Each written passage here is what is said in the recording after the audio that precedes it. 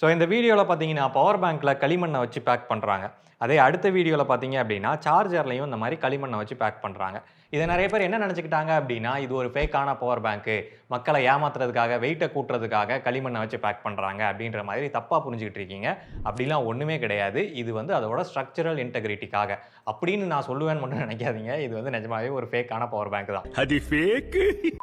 சரி, சார்ஜர்ல எதுக்காக களிமண்ணை சேர்க்கணும் அப்படின்னு சொல்லி பார்த்தீங்கன்னா, நமக்கே தெரியும் ஹையர் பவர் குடுக்கக்கூடிய சார்ஜர்ஸ் எல்லாத்துலயும் ஒரு நல்ல ஹெவியான காம்போனன்ட்ஸ் குடுத்திருப்பாங்க அப்படின்றப்போ, அந்த சார்ஜர்ஸே கொஞ்சம் ஹெவியா தான் இருக்கும். அப்ப இவங்க பவர் கம்மியான ஒரு சர்க்யூட்ட குடுத்துட்டு, அதுல இது இப்ப பவர்ஃபுல்லான ஒரு சார்ஜர் அப்படின்றத காட்டுறதுக்காக, அது வெயிட் ஏத்துறதுக்காக அந்த களிமண்ணை ஆட் பண்றாங்க. கர்மத்தை ராத்திரி பூரா உட்கார்ந்து ஒட்டிக்கிட்டு இருந்தியா?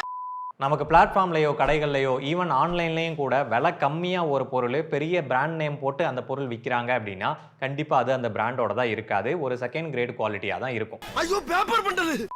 இந்த மாதிரி டூப்ளிகேட்டை கண்டுபிடிக்கிறது எப்படிப்பா அப்படின்னு சொல்லி கேட்டிங்கன்னா, சிம்பிளான விஷயம். அது பெரிய லெவலில் பேக்கப் கொடுக்காது. இல்லை சார்ஜர் அப்படின்னா ஃபாஸ்ட் சார்ஜிங் சப்போர்ட் பண்ணாது. எல்லா பொருட்கள்லையும் அந்த மாதிரி தான். ஹெட்ஃபோன் அப்படின்னா அதோட குவாலிட்டி மட்டமாக இருக்கும். ஸோ இந்த மாதிரி விஷயங்களை வச்சு நம்ம கண்டுபிடிச்சிடலாம். இன்னும் ஒரு சில ப்ராடக்ட்ஸுக்கு நீங்கள் பிராண்டோட வெப்சைட்லேயே அதை ரிஜிஸ்டர் பண்ணிக்க முடியும். அப்போ அது அத்தன்டிக்கான ப்ராடக்ட்டா அப்படின்றது தெரிஞ்சிடும். அதனால் மக்கள் ஜாக்கிரதையாக இருக்கும். இவ்வளவு சீப்பாவா இருக்கும்.